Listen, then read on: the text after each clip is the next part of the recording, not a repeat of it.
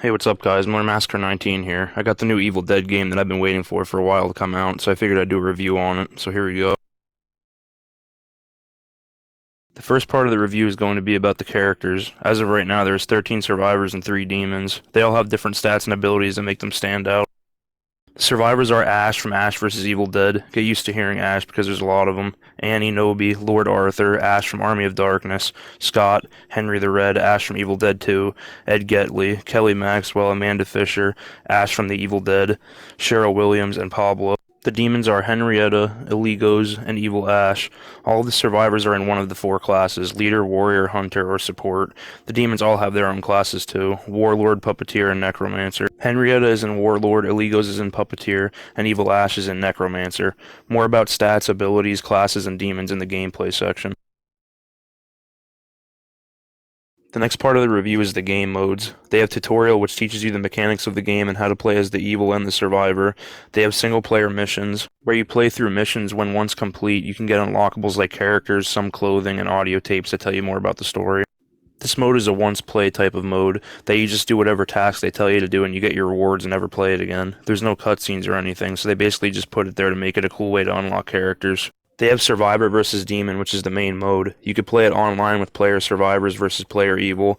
You could play player survivors versus AI evil. You could play solo with AI controlled teammates against an AI controlled evil. And you could play private match with friends. In this mode, you have to defeat the evil by doing various objectives. More on that in the gameplay section. The next part of the review is about gameplay. The first part of the gameplay I'm going to talk about is survivor classes. There are 4 classes for survivors: Leader, Warrior, Hunter, and Support. Leaders have specific auras that improve their stats and the stats of nearby survivors, and they are more resistant to fear. Warriors have more health and inflict more melee damage. Hunters inflict more ranged weapon damage, can carry more ammo, and have slower stamina consumption. And Support starts with a Shemp's Cola, a healing item, more about that later, and an amulet, and can carry more Shemps and amulets. If Shemps or amulets are used by survivors in your aura, they also gain positive effects. If you are new to the game, I recommend the Warrior class. They're good if you have no clue what you're doing and probably won't get you killed right away because of all their health and melee damage. Okay, now I'm going to talk about demon classes: Warlord, Puppeteer, and Necromancer. Warlord has basic units that can puke, rip their arms off and use them as melee weapons, and can dodge. They have elite units that can smash the ground and damage anyone in the shockwave, and elite also has a slow big swing ability that if hit it deals serious damage. And the last enemy in this class is Henrietta. She is the boss of the Warlord class. Her abilities are belly flop. She belly flops on the ground and damages anybody in the shockwave. She has gas leak, where she rips ass and anybody in the gas is slowed down. And her last ability is granny hug. She motorboats them and they cannot break free unless somebody saves them. Puppeteer has basic units that can self-destruct and hurt survivors at will.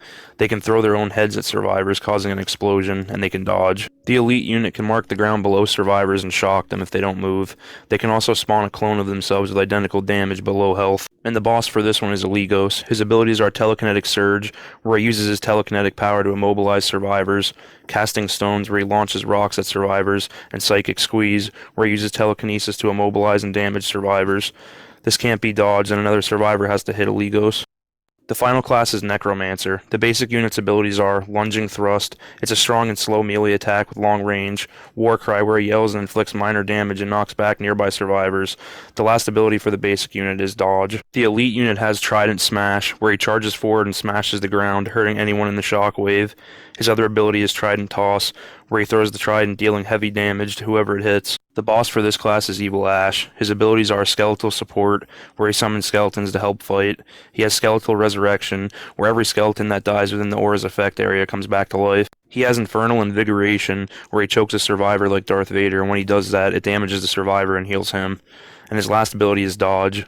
These demon classes have a lot of abilities and units that do all different types of things, which in my opinion really makes the game fun. The next part of the review is stats and abilities. Every survivor has their own stats and abilities that make them unique. For example, Scotty has 5 out of 5 defense, 4 out of 5 melee weapons, 1 out of 5 ranged weapons, and 2 out of 5 team assistance, and his ability is Thunder Thrust. When activated, an explosion damages all enemies in the area. These abilities and stats tell you that he is a fighting character. Other characters like Cheryl aren't fighting characters. She's there to heal and help support the team. It's the same way with the demons. For example, the Necromancer is good with defense and damage, but is slow, while the Puppeteer is a little faster, but has less defense. I like that they all have different stats and abilities. It makes everybody feel unique. Part of the review is on Survivor gameplay. The survivors spawn close together in a random spot on the really big map. Once you spawn, most of the characters spawn with nothing, and you have to loot and find things like melee weapons that have different rarities that you can find in chests or just laying around. Same thing with guns, and you can also find healing items, which are Shemp's Cola, and you can find amulets that work like armor, Pink F that lets you upgrade your character that match. Looting isn't the only thing you have to do, though. You have to get rid of the evil by finding the 3 map pieces that spawn in random areas around the map. After you do that, you have to defend the lost pages to get them, then go to the dagger, defend that to get it, then defeat the boss, then defend the Necronomicon to get rid of the evil, then you win the match. It won't be easy, though, because the evil's there to fuck your match up and prevent you from succeeding. The next part of the review is evil gameplay. You have to stop the survivors from completing their objectives by fucking with them by setting traps, spawning enemies to slow them down, possessing cars, survivors, and even your own spawned-in enemies. When you possess your own enemies that you spawn, they become way stronger. You can't just do all this stuff without paying, though. You need the red orb things that are scattered around the map. They are your currency to spend to do all that stuff, and they also help you rank up your evil for that match. You need to do that to get the better things. You can level up your evil by setting traps, damaging the survivors, and once you level it up, you get upgrade points that you could spend to upgrade your evil. For example, when you start the match, all you could do is put the trap portals down that spawn enemies in set spots, put traps down like tree traps and chest traps down, and possess. When you upgrade, you could spawn enemies wherever you want to help cut survivors off easier, spawn stronger units like elites, or your boss, or even upgrade them to make them stronger. You have to do stuff like this to beat the survivors, because there are some really OP survivors that will shit on you if you don't upgrade your evil and keep the pressure on the survivors. You should be able to win the match. The evil is overall pretty fun to play as, but in my opinion, some survivors are really OP and make it really hard to kill them. For example, some survivors can kill your spawned-in enemies in like 2 hits, so what you spawn sometimes doesn't even feel like it's a threat.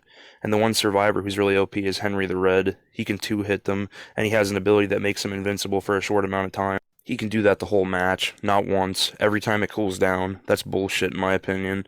Other than OP survivors, evil is pretty fun to play in my opinion.